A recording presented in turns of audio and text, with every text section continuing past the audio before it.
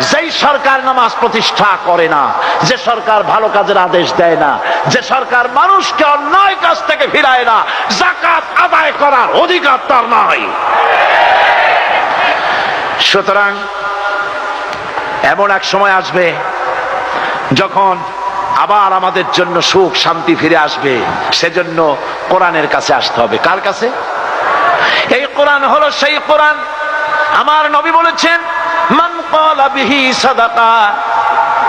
এই পল্টন ময়দানে উপস্থিত লক্ষ লক্ষ জনতার উদ্দেশ্যে রাসূলের হাদিস শোনাই, প্রাণ খুলে কান খুলে শুনুন। আমার নবী বলেন, কোরআন দিয়ে যারা কথা বলে ওরাই সত্য কথা বলে। সুবহানাল্লাহ। আপনার নেতা বক্তৃতা করতে আসে, না আছে কোরআন, না আছে হাদিস, সব নিজেদের মন গড়া কথা, ঠিক কিনা?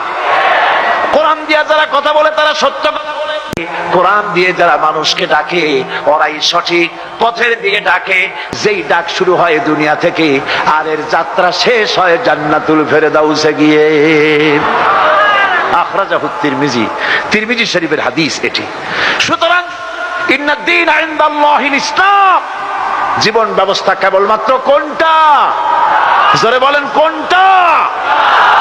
এই ইসলামের আইনের সামনে মাথা নত করে দিতে হবে।